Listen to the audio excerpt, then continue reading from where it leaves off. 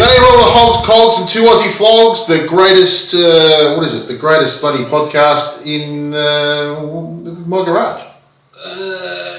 That'd be about right, yeah. Yeah, special, be good. Special show tonight, guys. We're going to head down the freeway down to Geelong Harley Davidson to interview Andrea and Colin from Geelong HD. So without further ado, let's get to it. Hey guys, so we're here at Geelong Harley Davidson and we're here with Andrea and Col. And we've come along today to have a look at the establishment and get a bit of a history on you guys. Cool. So, are we ready for all those warts and all? It's all the warts and all the warts and all stuff. My first question is the Billy Jack band. What's going on with that? Half the members are dead.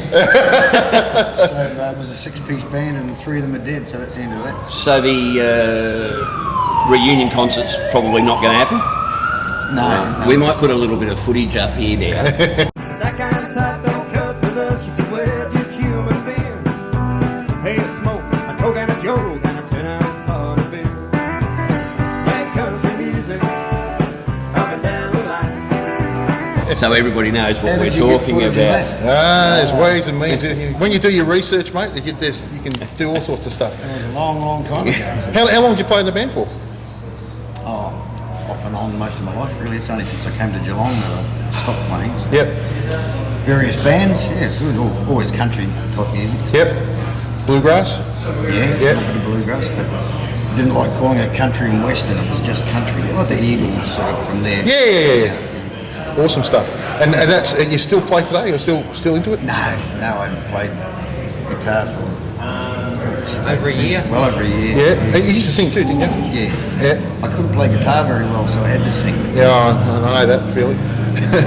Is he any good, Andrea? Yeah, he's not bad. Yeah? Not bad at all. He just doesn't have the time to do it anymore. Yeah. I can't get over how people can play a guitar and sing. Like I struggle with either. So to do one... What do you mean either? You struggle with both. All right. Which one are you good at? You're an art... No, I'm shit at all of them. I'm crap at all of them. I don't... Musical people amaze me because I just don't understand how you can have that ability. You know? I think it's a it's wonderful what you thing. know. Women knitting amazes me. How do they do that? Yeah, Crochet. it's a secret women's business and I don't want to know. So, your history. Where are you guys from? So, Andrea? I'm born and bred in Geelong. Geelong? My late husband, Greg, and I bought Geelong Harley Davidson in 12th of December 1997. Yep. And in 2008, he was killed in a dive accident while I was overseas at a dealer meeting. And then sort of late 2009, Colin came along. Colin and my late husband were friends. Yep. Sometimes they were friends. And Colin came along, and then in 2014 we moved from Mercer Street down to here.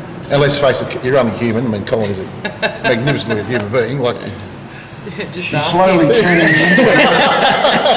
Greg was a big man. I've still kept my hair, but I'm starting to get the gut. So, what about you, Colin? Where did you start? You're a Kiwi, obviously. Whereabouts in New Zealand are you from? So born in a little town called Kaiawa, which is a fishing village. And then we shifted to Te Puke, which is where the kiwi fruit capital of the world is. I did my apprenticeship there and in Tauranga, and cracked the shits with paying too much tax to Piggy Muldoon and came over here in 78. So. Actually, I've been to that place where that kiwi fruit is. I've actually been there once before. Te Puke? Yeah, I've actually been there. Actually, Elaine went walking into a kiwi fruit orchard, which he wasn't supposed to, and got yelled at, which was pretty impressive. So, were you a mechanic in New Zealand? No, I'm a fitter and turning machinist by trade. Right. And then did a lot of diesel engineering work and certified pipe welding work here in Australia. And then bought my first Harley off Greg and Andrea, ironically, and didn't like the exhaust or anything much about it, and so I made my own pipes up. And Greg jumped on that, and we were making Vance and Hines style pipes before Vance and Hines. So there's no patents or any of that dumb shit. It's the only way to do it. And I always built and made stuff for my own Harley, and then Harleys, and just got involved in it that way. So. Cool. Cool. So what was your first Harley? A 2000 model Deuce.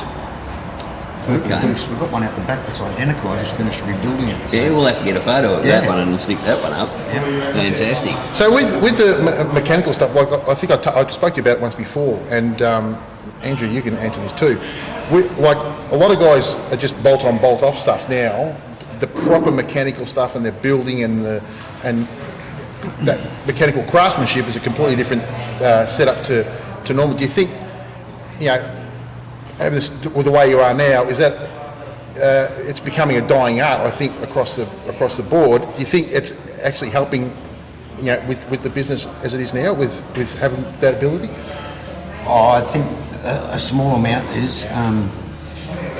Harley, and I think most automotive manufacturers are going into that pick and stick parts. A true mechanic diagnoses the problems and usually fixes the problems. So in the old days, it was put new brushes in a generator or whatever. Now it's a whole new one. Yep. But that's just economics. It's cheaper to do that than it is to diagnose and fix and put something in a lathe and machine it. So they call them technicians now. We've got old Gunner out the back there. He is a mechanic. Yeah. And there's guys like Chris Wells who used to be at Harley City. Yep. That's a mechanic. Yeah. But they are a dying breed. They're getting older now. Yeah. And nobody really wants to train the young fellows up to be mechanics because who's paying? So all my guys get as much mechanical type of training as I can give them. Yeah. Welding and working the lathe and etc. etc. But they got to remember that being a fitter and turner was a 8,000 hour apprenticeship. Yep. So it's that long for a reason. Yeah. So you let somebody loose on lathe and they're going to hurt themselves. So. Yep. No, because I just think it's just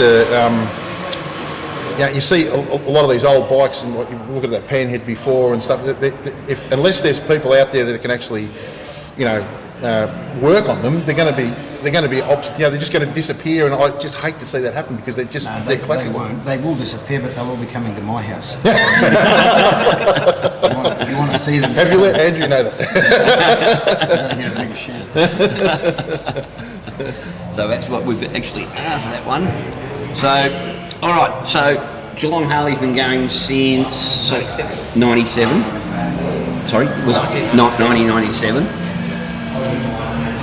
Obviously grown to what it is today, and it's got a really good reputation. Okay, and reputation is something we look at a lot. Mistakes happen at dealerships. All right, so. Not at this one. Well, that's my question is look, mistakes happen in any business, don't they? So the question is if something goes wrong, say something for whatever reason is ordered the wrong thing or whatever, what is your guys, how do you go about managing that? Is it simply a matter of, well, we do our best to fix it, or do you have something in place, a protocol for when things go wrong? Or You talking policies and procedures? That's the one. No, we don't have any of those here. it's actually not hard. If you've mucked the customer up, you fix the customer up. It's that simple. Yeah. So quite often we get the wrong parts. They can be ordered wrong, but our parts guys are pretty good. We have the wrong parts in the wrong boxes at different times. All you can do is manage that problem and make the customer know that you're doing the best you can. And that could be simply park your bike, take mine and go. Yep. And never inconvenience your customer. Well, I'll give you an example of that. The first example I had of that from your customer service here is I came up here with a mate. He had a 2-year-old, he'd had a bike for 2 years, he bought it second hand, it had one of your exhausts on it, and it had a rattle. And he rang up and they said, "Oh, come along and we'll have a look at it." And I think we were here 5 minutes and they had it out the back, whipped it off, put a new one on and said, no cost, that shouldn't have happened. See, to me, that's customer service. He didn't get, I tell you what, he was expecting to have to pay for a new muffler. Shit. So you lost out there, my friend. But I tell you what, you gained a customer. Well, we have anything I've made out the back there like that has a lifetime warranty, but it's my lifetime, so you haven't got long to claim it. So Andrew's actually pushing him off the perch slowly but sure. I tell you what, guys, one thing I've got to say is I've never seen a woman more nervous about doing an interview in all my life than Andrew. She is absolutely shit scared of what Colin's going to say here. I know we've got the edit button ready to go. We've got the 7-second delay. Might need a 7-minute delay. Tomorrow, or in fact last Saturday, you've got the Geelong Harley ride day and the opening or the release of the bobhead gear. Yes.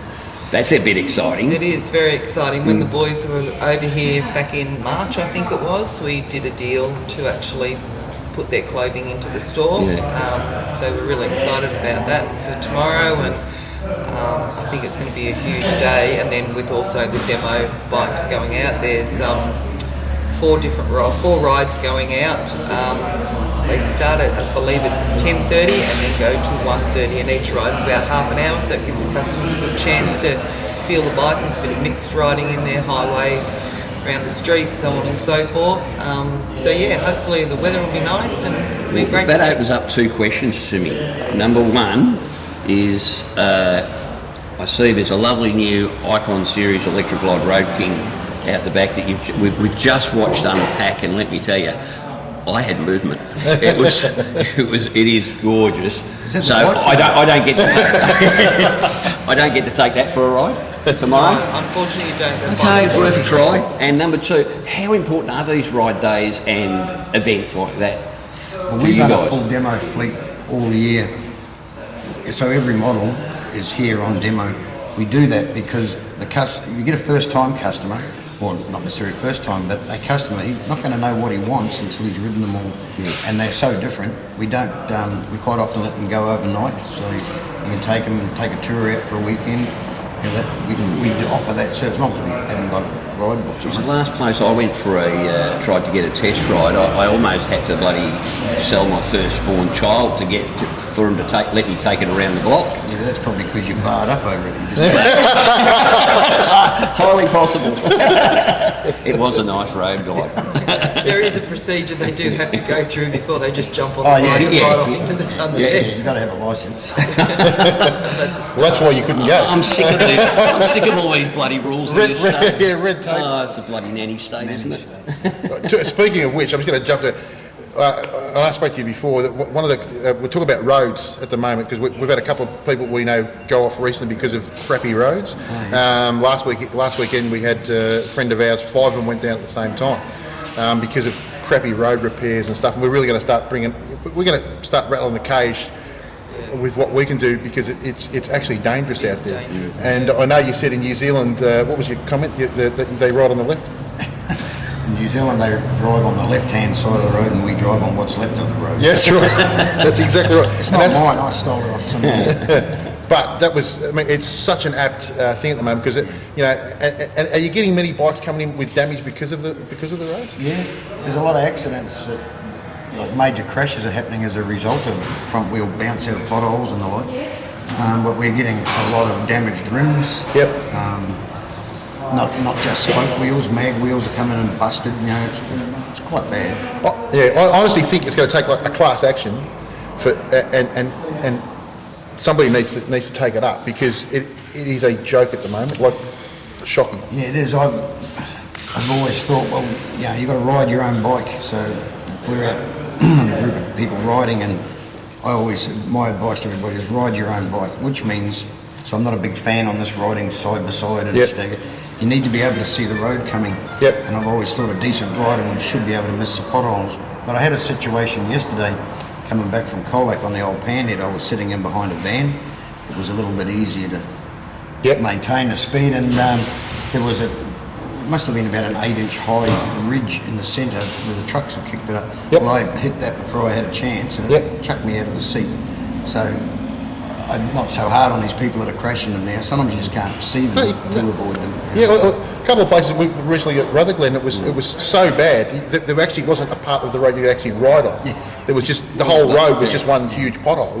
We actually made that funny little skit around it, with everybody falling down behind me as I walk through, saying how good the Victorian roads are, because they're just ridiculous at the moment. But the government's doing it. I think it's fair that they put up speed restrictions. They let you know that the road's damaged by putting up a speed restriction. Yeah, that fixes it. And then a camera car just behind it. If they keep doing that enough, we'll be getting enough money to... Yeah. Well, and they're bringing in a 30 kilometre bloody speed limit in some places. I mean, next we'll be having to have someone walk in front of the bloody horse and cart. It's bloody ridiculous. Did you know that you can still legally pee on the left-hand rear wheel of a horse and cart?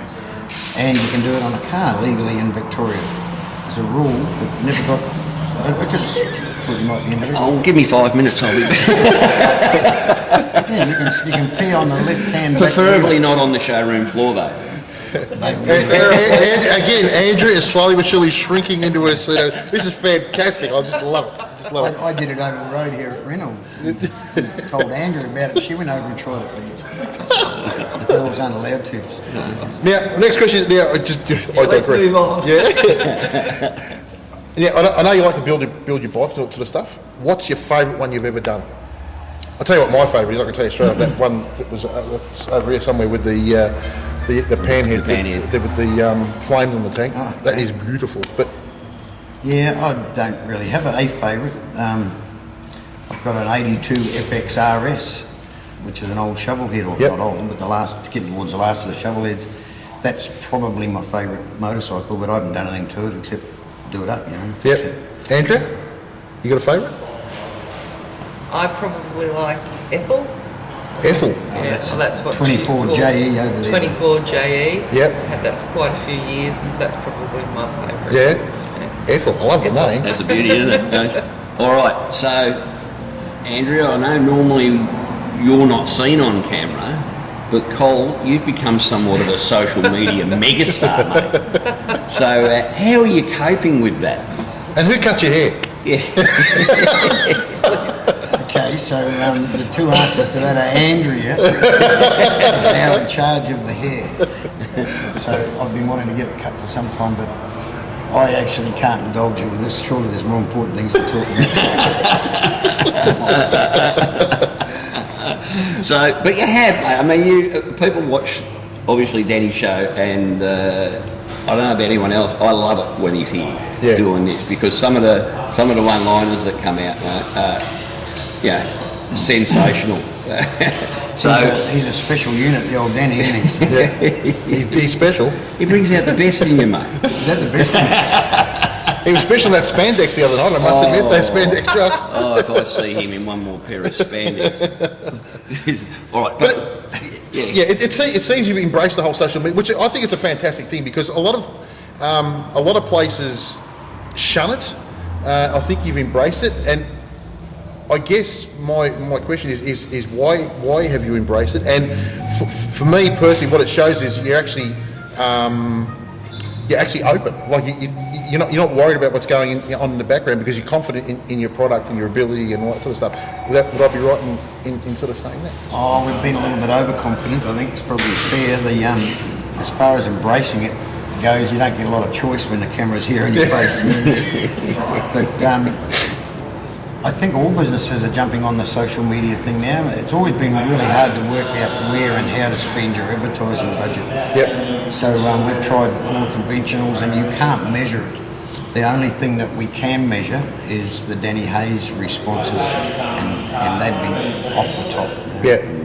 So it doesn't always result in new bike sales, but he's certainly been very, very good for the business. Well, I can tell you from us,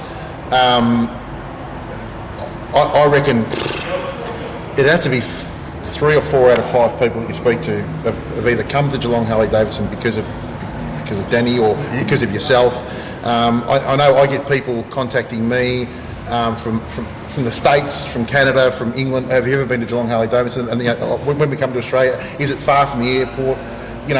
That's a credit to yourselves.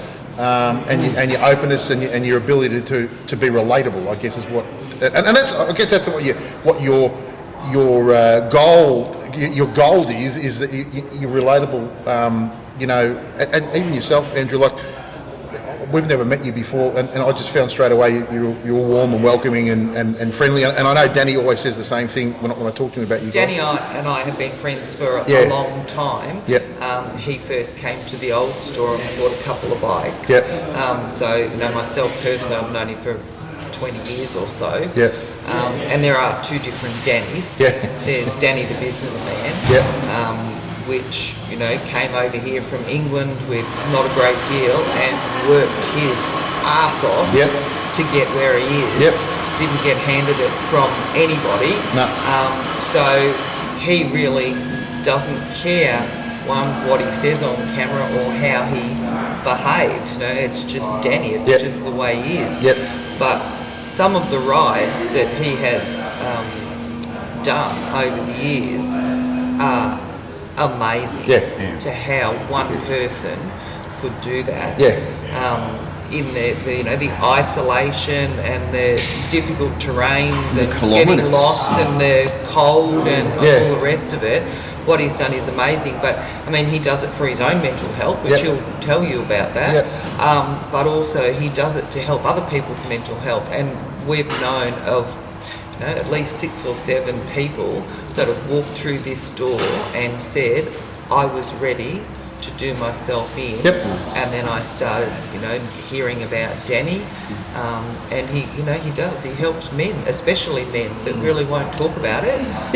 And he's open. Danny's what you see, warts and all with him.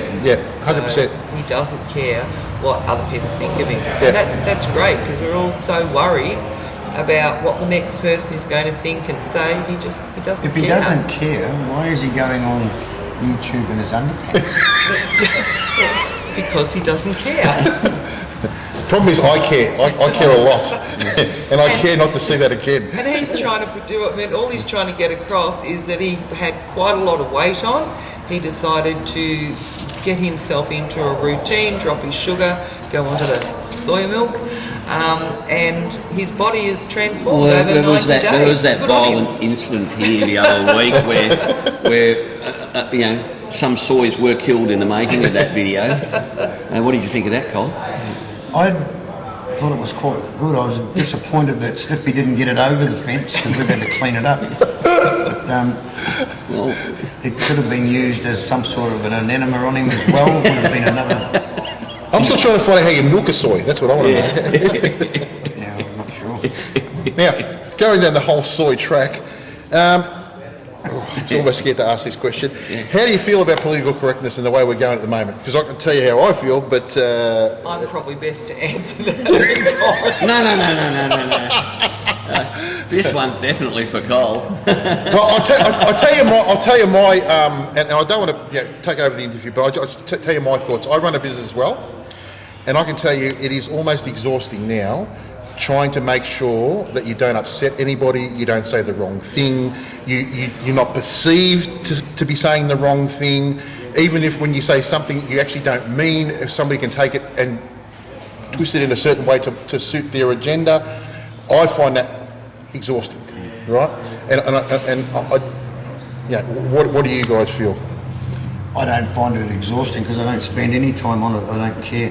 There's a lot of people that are just looking for a reason to be offended. And if I don't do it, well, they'll just look somewhere else. But this is our house. We don't like the rules in our house. Don't come. I just think it's gotten out of control. I just think it's trendy at the moment. And I mean, what do you think? It's a phase it'll pass? I hope it is, because it's Unfortunately, I honestly don't think it's a phase that will pass, because we're all being taught, and it comes from primary schools, that we're all equal. And we're not. And we are not all equal, and we never will be. But that is what they're trying to force on everybody, that everyone should have the same chances, and everyone should be on the same level playing field.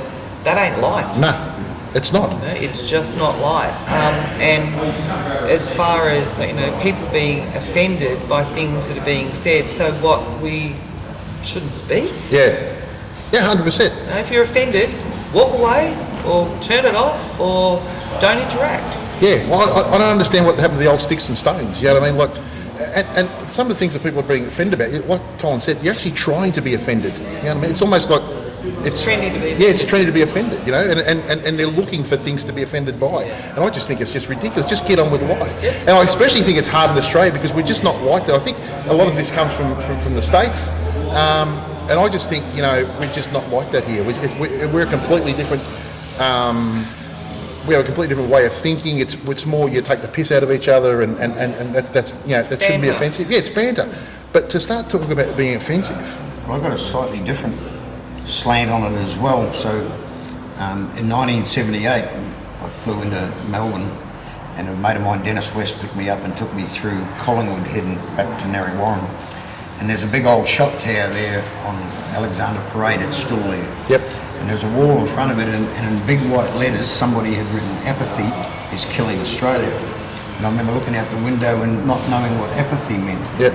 But now that I do know what apathy meant, I've never met a more accurate solution to Australia's problem. Yep. She'll be right, mate. Well, guess what? It's not all right, mate. No. And while all of the silent majorities remain silent, apathy is still, all these years later, killing Australia. So we have nobody to blame but ourselves. no, 100%. And I said the same thing to Ian the other day. I said the problem with this is nobody is calling it out. You know what I mean? We all just keep accepting it. I don't want people to get upset. You know what? It's bullshit. It's honestly, it's bullshit. Yeah. So if you're watching this at the moment, and I want to say, because we're very inclusive at Hogs, Cogs and Toursy Flogs, okay, if any of this conversation is upsetting you or making you feel like you need a safe space, fuck off. fuck off. But we don't care.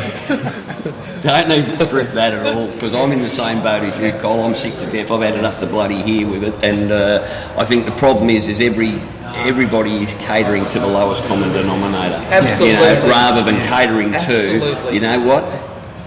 There's a bloke that's got off his arse and made a living, like Danny, but you know, and then people will have a shot at him over bullshit because he said something that, oh, it's hurt my feelings. Well, guess or he's what? wasting money. No one ever It's died. waste. No one ever died from hurt feelings. If you don't like it, Yeah. there's plenty of other podcasts out there. But I tell you what, you know, this one you'll always get what we think, and if that offends you, well, You thought I was going to upset people. screw them, mate. I'm over it. I've had it up to here because I've seen it at government level, and I've seen it at at destroy businesses, and it's just ridiculous. Everybody's so shit frightened of upsetting, and they're the ones that really piss me off are the ones that get offended for other people. You know, like if you're say you're an Aboriginal person and something offends you, okay, you've been offended and that's fine. But if you're getting offended for it, you don't even know what their experience is. Yeah. You know, piss off and let them be offended for themselves, for God's sake. You know. Yeah. It just anyway. Enough of that. That's miserableness. Let's move on. We always have a grumble every week, so I reckon we'll make that's our grumble for this. Yeah. Well, we've actually got one more, but we'll talk about that later. Moving right along. Yep. What's this one?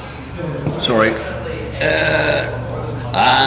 So this one came in from one of our listeners, and we thought it'd be absolutely perfect for you guys. So often there's things that people can do to make so that they don't end up in here getting repairs. What do you reckon is the best, most important thing someone can do to their bikes so that we don't end up having long-term problems or big problems? Is it regular servicing You just nailed it. regular servicing? And Change what the oil? Everybody seems to think with a Harley that they should be able to work on it themselves because we Or are their mate. mates. Yeah, my mate's got a Harley, he knows how to work on it. Well, there's a lot of easy things to do on a Harley Davidson, but there's a lot of stuff that has to be done properly. And you'll spend major dollars down the track if it's not. The same as in that Renault van out there, we don't service that. We take it across the road and they service it. Tyre pressures is about the easiest thing that people should do themselves. They come in here with the tyre pressures all over the place, and that's dangerous. Harley are just their own worst enemy. They sell all this parts and accessories. I'm not allowed to call it crap, am I? They sell all these parts and accessories for people to put on themselves. So, like I call them fag tags, or chrome things that push over all the nuts. Yeah. Well, they glue them on with industrial silicon. You try and get them off. Yep. So you can add another hour to a service just accessing the bolts. Yep. All that sort of stuff. So yeah, that is you better not start me up on that. No, keep going. We got all the time in the world. Every day we have to do something. Oh, there's one out there now, Gunners. One of the manifold bolts must have come out and the guy's put it in, but he's used a metric bolt. Yep. Because it must have looked about right, and he's wound it in. Well, he's just stuck the threads in the head. So to fix it properly, that's a head off. Yep. Put a nut cert or some sort of time cert in it. Yeah. So who's paying? Yeah. And people don't that's the problem. People don't see to fix a problem. Sometimes the actual fix is bigger than the actual problem itself. Absolutely. Can be, Yeah. So moving on, what is the worst thing you've ever seen come in that has been basically self-abuse of their own bike? There's got to be a couple of good ones. Yeah, there is, but I won't. I just can't think of a specific at the moment. It is what it is, but it's what the customer reports to you that can be the biggest difference. So we get an old mate come in and says, "Oh, it just won't start. It's we're doing burnouts." No. Well, the computer will tell us if it's been doing burnouts. So you're lying to us about that. Yep. The amount of rubber up under the back mudguard, you've cleaned the easy stuff, but there's still in the hard spots. There's still rubber there, and you've blown a compensator. The compensator's stuffed. Yep. And then they'll want that under warranty. Well, if the bike is still under warranty and we think we can do it, we will. But you go on their Facebook or whatever you call it, social media, and see them doing second and third gear burnouts and shifting gears without using the clutch. As soon as we pull a gearbox open, we can tell how it's been treated. It bends the clutch, the shifting forks, if they haven't used the clutch. Well, we get a lot of those. And I love my bike. I've never done that to it. Well, you have. So. No one's going to come in and say, "Hey, look at me, I'm a dickhead." Those are the customers we value because look at me, I'm a dickhead. This is what I was doing right. Now we can straight away look at what's probably happened. Yeah. But when they deny doing anything, you've got to go through the processes of diagnosing it, and you can add another couple of hours to a job just working out what went wrong. Where the customers know what happened too. You can actually win their confidence. Yeah.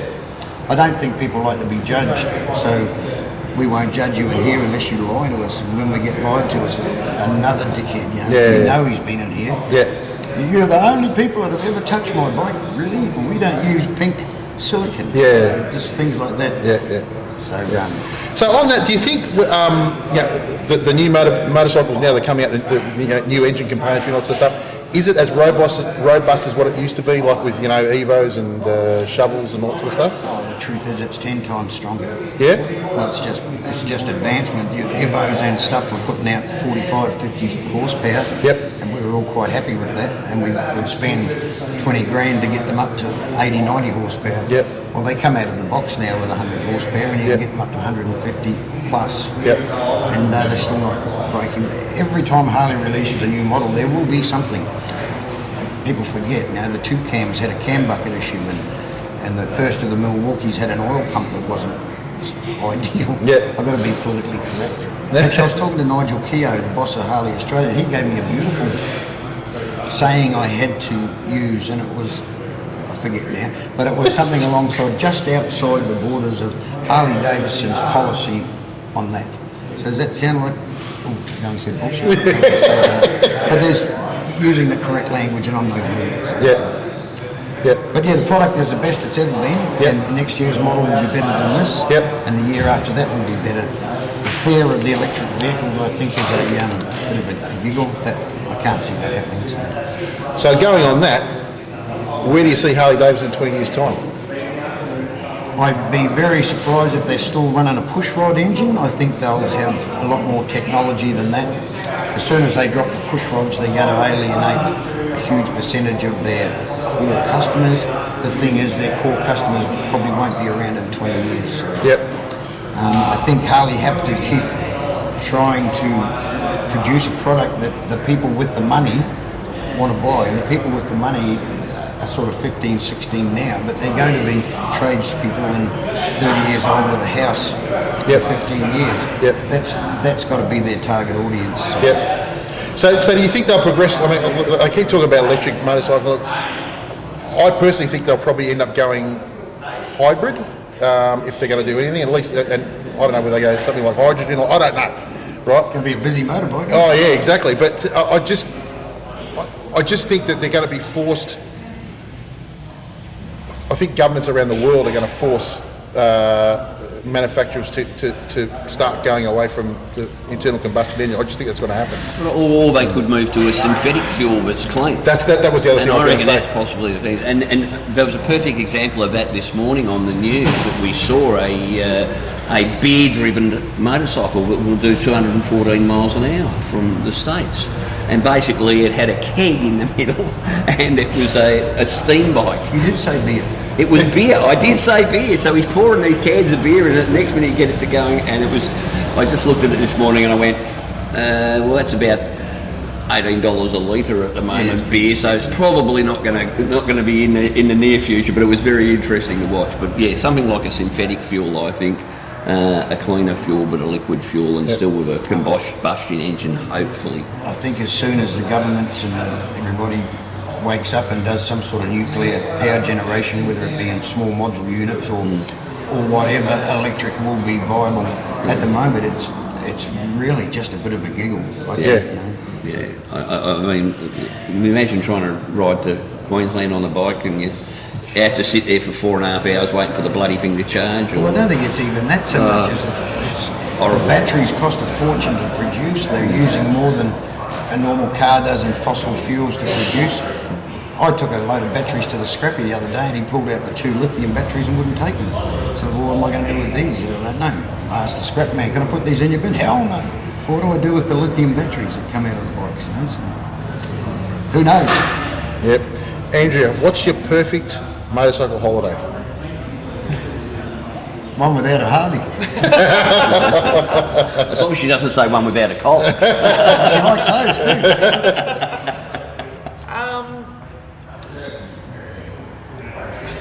Probably the States, riding anywhere in the States. Yep. I don't ride anymore and I don't get on the back of bikes much anymore. I broke my ankle a few years ago and spent a year in plaster and a moon boot, and then after that year they had to re-break it and then they had to pin it, and also I've sort of stepped away from bikes, plus I hate the cold weather. Yep. So I much prefer to be in the car. Used to love them when I was a bit younger. Yep. But now not so much. But if I was going to go anywhere on a bike, I'd like to do the States. But Yep. I just like being in the States. The scenery over there is insane. Like you go around a corner, and in the Midwest, and you that's really cool. Stop, take a photo, and then you go around the next corner. It's even cooler. Yeah. It is a beautiful country. Col, what would be your perfect? Anywhere where there's a motorbike involved, to be honest. I really enjoyed riding in Tasmania. I think my favourite country to ride in is New Zealand. Yep. Because of the roads over there, and I like Canada. We rode from Canada down to Las Vegas and back up for a dealer meeting. That was great. Just anywhere, as long as the front wheel's turning. Really, I just shot up to Darwin recently to help the dealer up there. He had a big hog thing happening, and 3 of us just took off up there, swagged it. Yep. I just anywhere where I'm going, I just follow the front wheel. Have you done the Outback on a bike? Yeah, we went from Bloom to Brisbane. Yep. On a grand price from Gasoline Alley in Brisbane. He sold it now to Ferg and Rob. We trucked all the bikes up there and rode back across. That was brilliant. Yep. A little bit uncomfortable when you've got to carry your own fuel, and there are spots where you have to carry fuel. Yep.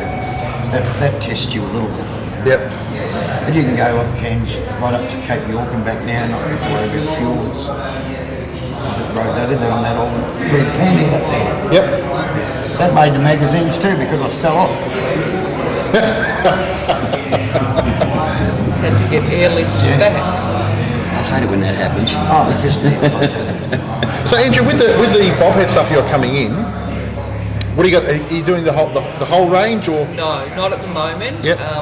Because we had to order in such big quantities and we're just not sure whether some of their colour range, we sort of looked at what they mainly sent to Australia when people ordered it. Yep. So we've got probably, I don't know, 5 or 6 different jackets and a few different shirts, wallets, 2 different gloves.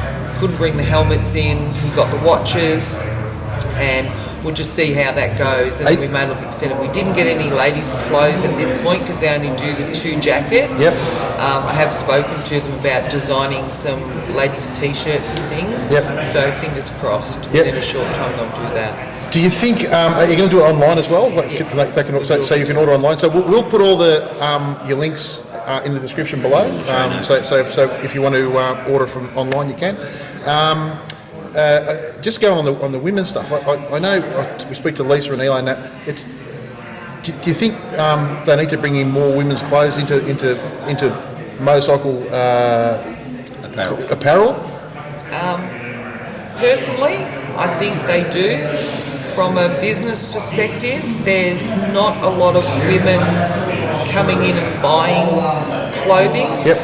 That could have something to do with there is a lot more limited range than what there was sort of, early 2000. Yep.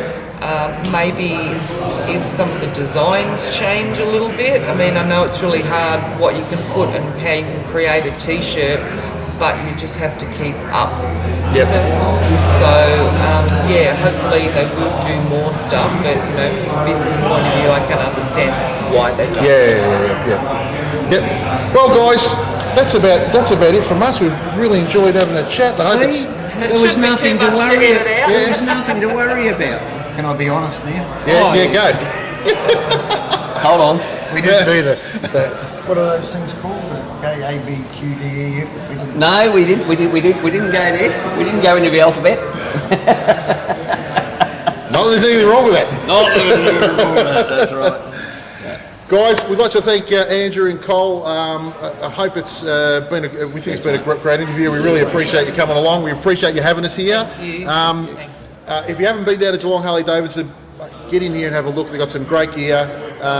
They're great to have a chat to. And what we're going to do is, now that we've finished the interview, we're going to go for a bit of a wander, and we're going to show you, those of you that can't get down here, not only the showroom but out the back. So, but we'll put that up next episode.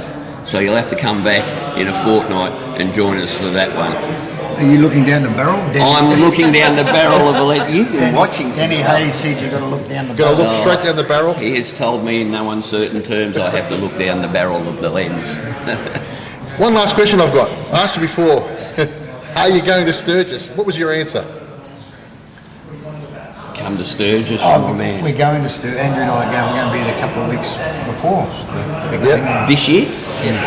We're going to be, me and Lisa are going to be there this year. 2 weeks before it? No, we get there day 2 of the thing. So you're going to be there for the rally though? No, I don't want to see big, hairy, stern men with their asses hanging out of chaps.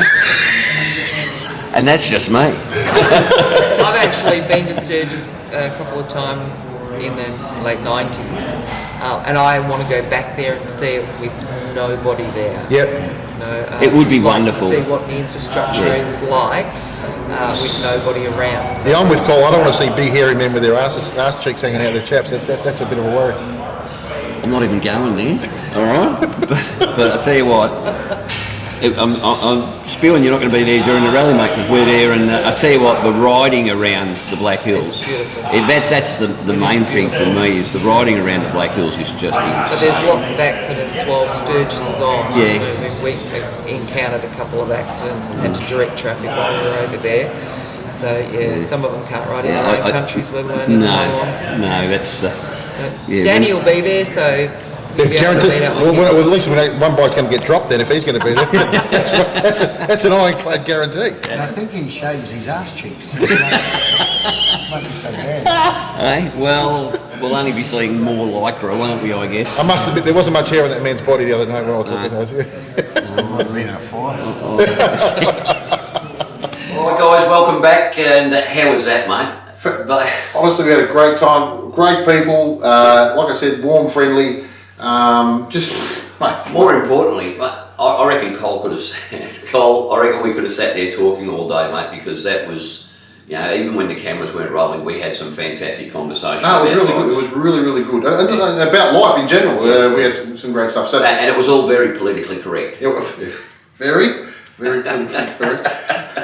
And like we said, stay tuned to next week's show because we've got some more footies then where Col actually took us on a tour of Geelong HD into the belly of the beast, into the bowels. Yeah, well, you've seen, everybody's sort of had a quick look through Danny's videos, but he takes us right around the showroom, shows us a lot of his bikes, and he's got a hell of a collection of bikes. And then we move into the belly of the beast, and we actually have a good look around the workshop. So that's something to look forward to. So 2 weeks from tonight. Yep, should be great. Yep. All right, so we've had a couple of competitions going recently. Oh, mate, one's been going forever. That's longer than War and Peace, and it's been going forever. Yeah. So last episode we showed you the free the free Man Cave finalists. Yep. Do we want to show them again? We'll put them up. We'll pop them up because they'll only take a second. Yep. All right. So Man Cave A was from one of our viewers named Guy. Right. Man Cave B was from Jimmy. Yep. And Man Cave C was Chris Ferber. Yeah, Ferbs. Right, who, as I said, we know someone, so it was Ferbs. So without further ado, drum roll please, Maestro. Thank you very much. And the winner is of the Air Moto little mini compressor is Jimmy Rebel. Well done, Jimmy. Number B. Well, now I think there was some definite lobbying there with these. Mate, it was like the friggin' Logies going on, I'm telling you. Alright, and home and away's won. I say home and away because the last few things I've seen from Jimmy Rebel on Facebook is he's doing a couple of renos. He's been doing some renos, so he's been doing one at home and one at his holiday shack too. Yes. So, Jimmy, the vote was very close, but with 26 votes you came in the winner, so I'll get in contact by you via the good old-fashioned intranet, and we'll get that Air Moto compressor out to you, mate. And congratulations also to Guy and Ferbs.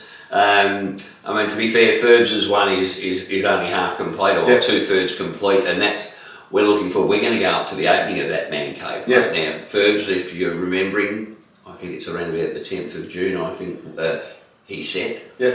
Well, he says I said it, but I think he, basically worries about semantics way too much. So we'll be certainly giving that Man Cave, and I think we might have to get over to Jimmy's and have a look at his too. And Guy is up, I believe he's up Mildura way, if I remember correctly. Okay. And to me, look, they're all great. I love Guys. So did I. I just reckon that outdoor old country style area.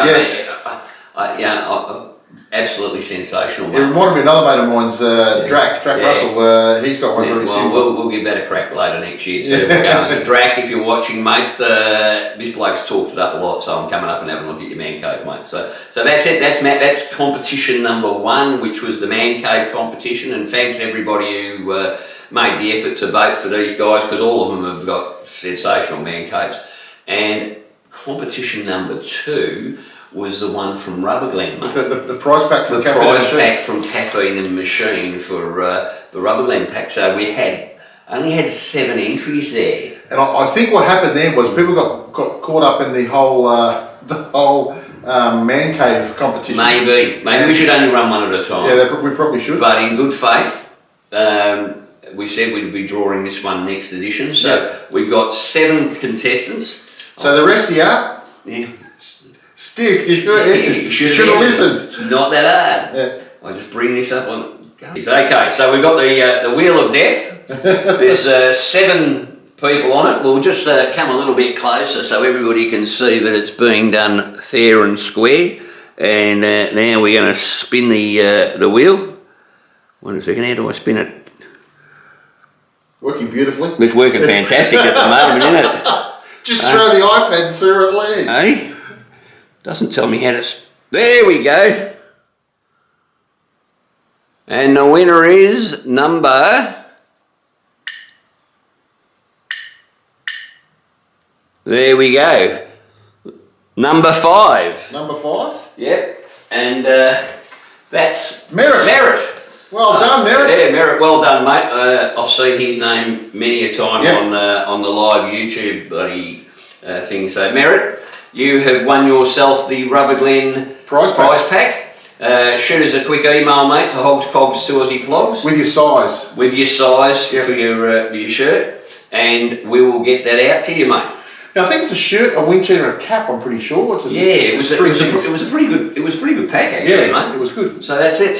That's the giveaways for this week. We don't have any more competitions this week because we've just been that bloody busy with that. So, but we have had some stuff coming from the mailbox, mate. Right. All right. So here we go.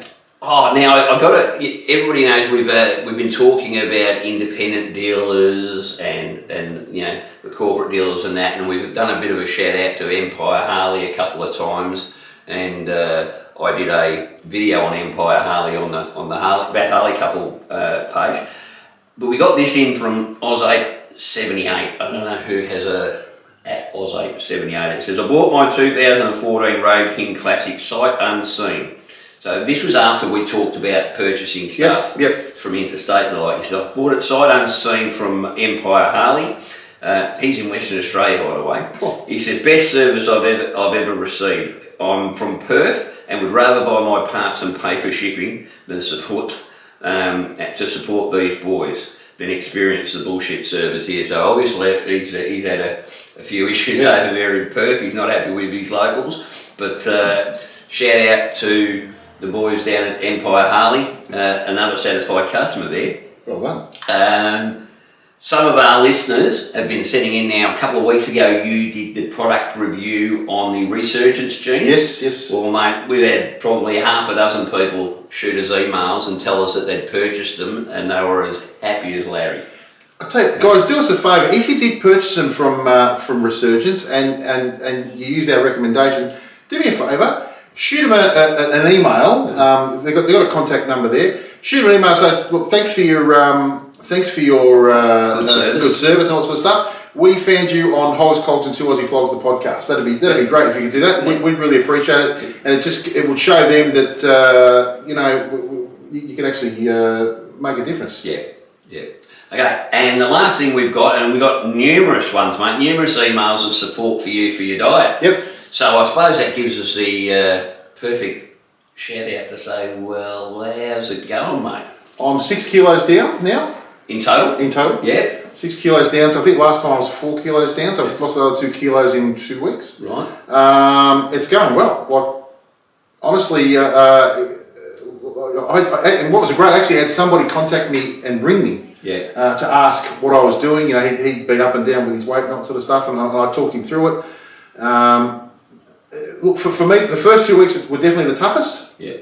Because you're used to eating bread and all that sort of stuff. But I've cut out bread, pasta. It's great because I like bacon and eggs. I have bacon and eggs in the morning. I'll actually put up a couple of videos too, probably on the Harley Roadshow channel. And I'll put them up here as well. Can you promise me something? What's that? You're not going to stand around in lycra undies? No, I'm not going to do that. No, I won't do that. Thank God for that. Spandex, not lycra. Spandex. But yeah, so far so good. Again, Ayman's been great. I've been able to ring him whenever I need to ask any advice. But look, honestly, it's been fairly simple. I've just cut out carbs. Yeah. I've increased fat into my diet, which I know is counterintuitive, but bacon, eggs in the morning. I have tomato, mushroom. For dinner, I'll have Elaine's made we've made all sorts of stuff. Elaine's made meatballs. We've had meatballs and salad. Steak, roast pork. So what's that been now? About 4.5 weeks? About 4.5 weeks. 5 weeks, and you've lost 6 kilos. So a kilo a week. So the goal was half a kilo a week. Yeah, smashing it at the moment. And look, no doubt. It'll get harder as I go along. But the biggest thing to me was I've gone down nearly 3 notches on my belt. Geez, that's all right. Yeah, so that's You're looking a little bit almost anorexic in the face, my friend. Hardly. But look, I really want to keep it going. That's good. As far as exercise goes, I've been doing a bit of boxing, just walking out here from working on the bikes or something. Before I go inside, I'll do 60 squats or something like that, and then go do a few pull downs on the gym machine in there. But nothing. Half an hour. is what I've been doing, probably 4 times a week. That's fantastic, mate. Yeah. No, that's good. And as they say, slow and steady wins the race, because it's got to be sustainable.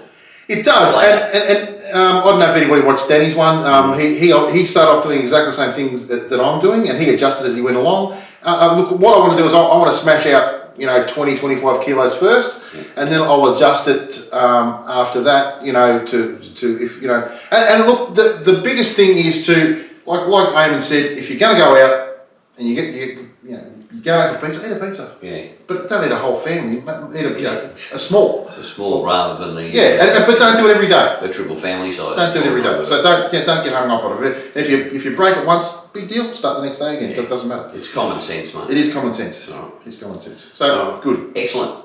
All right. Well, you may have noticed today, and that's perfect time to take a drink, mate. You'll see that we have a very special Hogs, Cogs and 2 Aussie Flogs cups that were graciously sent to us by Betty from Betty's Deals in Dandenong. So I did a video on Betty's Deals. Betty does cups and signage and all sorts of different signs for whether it be hot rodders, and then she got heaps of stuff for Harleys and Indians and the like. I've spent way too much money over there over the last couple of years, and probably going to spend a lot more. So if you're interested in that sort of thing, take a look. I'll put the link to that video in the thing. But thank you, Betty, much appreciated. Thank you. And I'd also like to thank her because she also sent us a $50 voucher. Okay. So we can use that in any way, shape or form we want. So we'll think of some sort of competition or something. Yep. But we can give that out as a prize. So Yep. appreciate that very much. Cool. Excuse me. All right, so that's that out of the way, and we've done the competition. Now, for the thousands at home, and the 2 others in the other room, Warming it up. ladies and gentlemen, Let's get ready to grumble. another good one. Yes, thank you. Pretty much like that. You alright? You alright, you fella? Good? Have a drink. You'll be good. Alright, so a big grumble this week, even though we had a little bit of a grumble while we were with Andrea and Col, is continuing on a previous grumble, which I think we started about on our very first edition, was called potholes. And the potholes are not getting any better. Nope. And it's not just the potholes, but what we're finding is that the road repairs here in Victoria are being done shitfully. And to the extent where some of you will know Lizard, who won our previous competition. Lizard's a YouTuber here in Melbourne. Him and a group were out riding on a club ride. I think up near Murchison. Up near Murchison, somewhere there last weekend. They've come round a bend. It was wet, but what's happened is the road's been repaired, but they've used too much tar and not enough gravel. Yep. So obviously on a really hot day, what's happened is all the gravel's dropped in. This is how he's explained it to me, and I hope I'm explaining it properly, Lizard. Basically all the gravel's settled underneath the tar, and all you've got is, and we've got some photos that we'll put up here now, and as you can see from these photos, it's like an ice ring, mate. Yeah. And as soon as it gets wet, well, they're riding along. Next minute, 5 bikes went down. 5. Now, you'll notice it's a straight road. It's a relatively straight road. Lizard tells me, he said, mate, I didn't touch the brakes. I wasn't leaning. It just out from underneath me. And a car went as well. And well, that was the problem is as Lizard was sliding down the road, he felt something close to his head, and that was the front right-hand wheel of a ute that actually had to run off the road to miss running over his head. So Lizard's had his bike about, 2 months? Yep.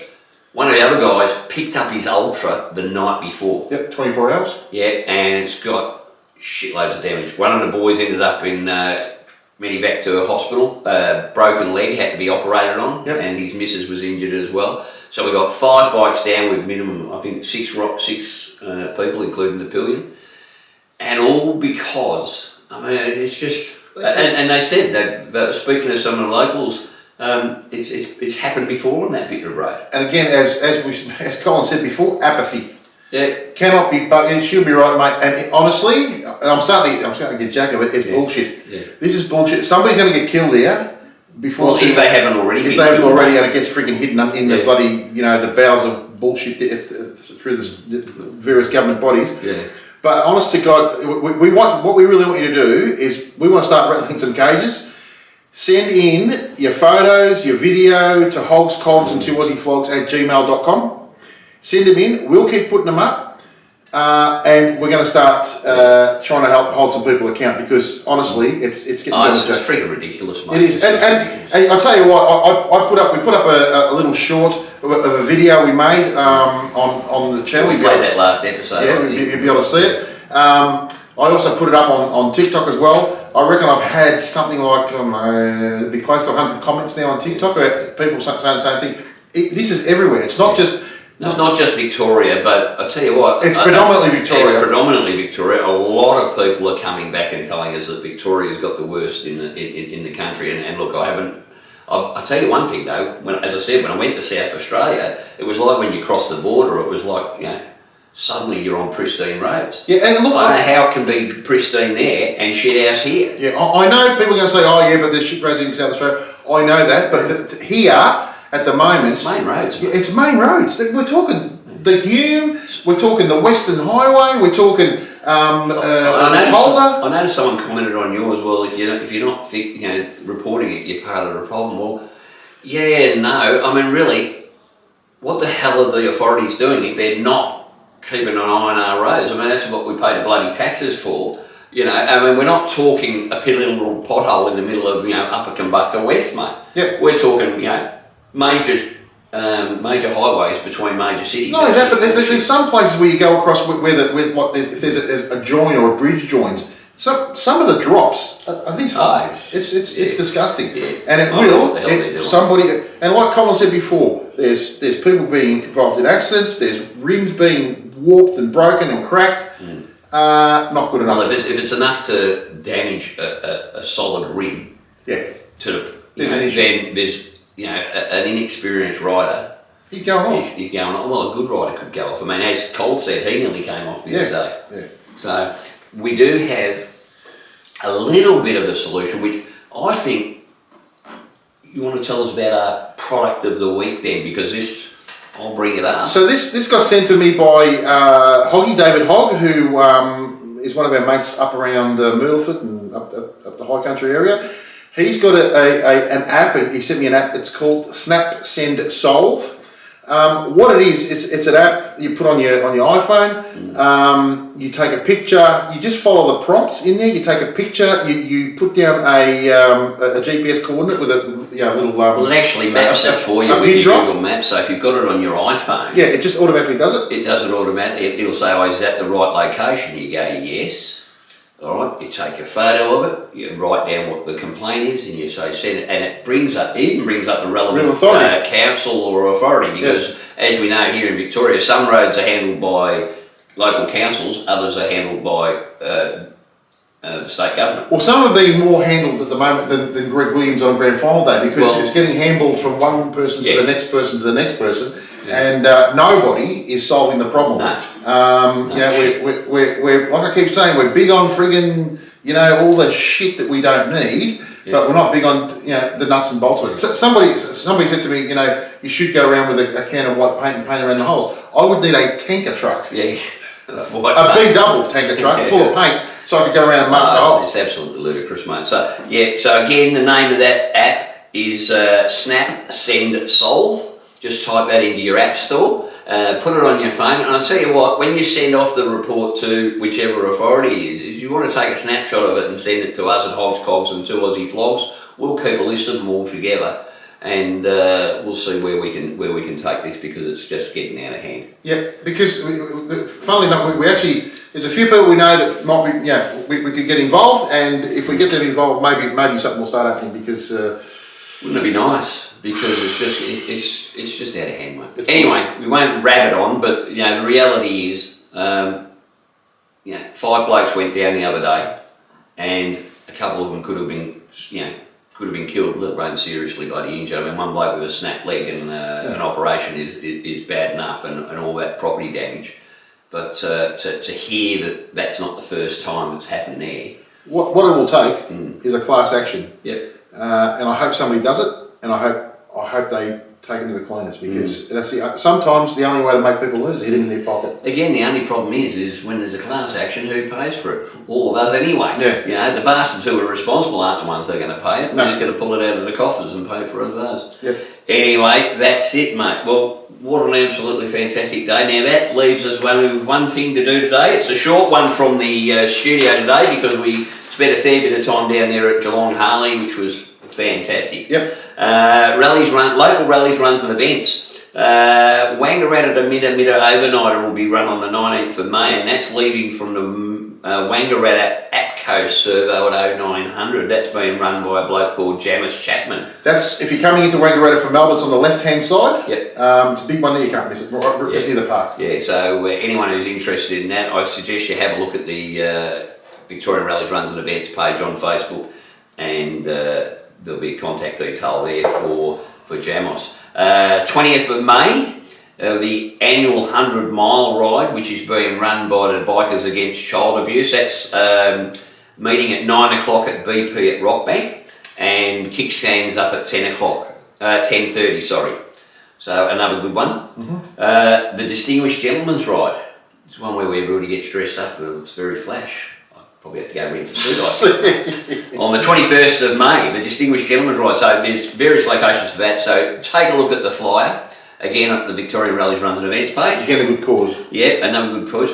On the 21st of May also, Screaming Eagles, as we all know, the Screaming Eagles, they have got a Brighter Days thank you party and check presentation at the Montmorency RSL at 2 o'clock. They're playing too, aren't they? They're going to be playing there, so I'm pretty sure it's free entry. Yep. Or it might be a donation or something. So well worth going. If you haven't seen the Screaming Eagles, well, you're missing out. Great band, great band. Really good. Dundo's a great bloke. They're all good blokes. Yep. They got a new bass player, because Lincoln's gone to live with his Chasing Tail? partner. Well, no, he's living with his partner and new child over in Germany, mate. So good evening. Guten Tag. Hey, hello, Stephanie, while you're there as well. I hope he's behaving himself. Lincoln's obviously a mate of mine. Yeah.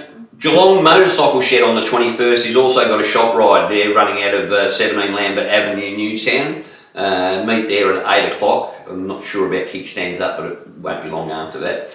And the 20th to the 21st of May, that weekend, the Sandy Springs Sand Drags are being held by the Bad Penny Social Club. I don't know who they are, but I like that name. Yes. The Bad Penny Social Club, that's pretty cool. Someone should be extra contact, because I'd like to know what that's all about. And that's actually in 397 Bangham Road, Custon, Custon, which is actually in South Australia, and I don't normally put anything that's not Victorian in that page, but it's like 2 streets away. Yeah. So that we can actually cater to some of the Western Districts riders out there. That's why I put that in. It has to be, within a couple of. Have we had any interest in the interstate events? Or anything coming? Nothing come in as yet. So, but if you're interstate and you're running an event, please let us know. We'll happily give it a shout out. Yep. Okay. I can't keep an eye on every event Australia-wide, because there's just so many. But if you've got one you want to publicise, more than happy for us to put that up. Yep. All right. 100%. So, fantastic. So that's it for the Rallies, Runs and Events page, mate. And that's pretty much it. I don't think there's anything else we need to discuss, is there? Well, I think the only other thing we can say is that the next episode, although we'll have a little piece from Geelong Harley Davidson, we're going international, mate. Yes, we are. Hogs, cogs and 2 Aussie flogs are taking on the world. We're taking on the world. We're going, we're riding Harley Davidsons. Harley Davidsons all the way. These lovely cups from Betty's Deals will be replaced with bottles of Bintang. So, we're off as a group to Bali for a much well-deserved break. Yep. But we will be taking our equipment with us, because I'm sure there'll be some fun to be had over there, mate. And we'll run we'll do the next show from somewhere on Cooter Beach. That will be an interesting show. That's going to be a little bit of fun. So not only come back to see what's going on with at Col and Andrea at the back rooms of Geelong Harley Davidson, but come and see enjoy some of the fun of a little trip to Bali with us. Yep. All right, we're taking a bit of a crew with us. I think there's about a dozen going or something. Yes, so should be fun. Fun and games. We have Bali Harleys organised. We have the Bali Harleys organised. We wouldn't ride anything else, mate. We wouldn't ride anything else. No? So it should be good. So that's fantastic. So until next time, it's goodbye from me. Goodbye from me. And it's goodbye from Hogs, Cogs and 2 Aussie Flogs. See you then, guys. Ciao.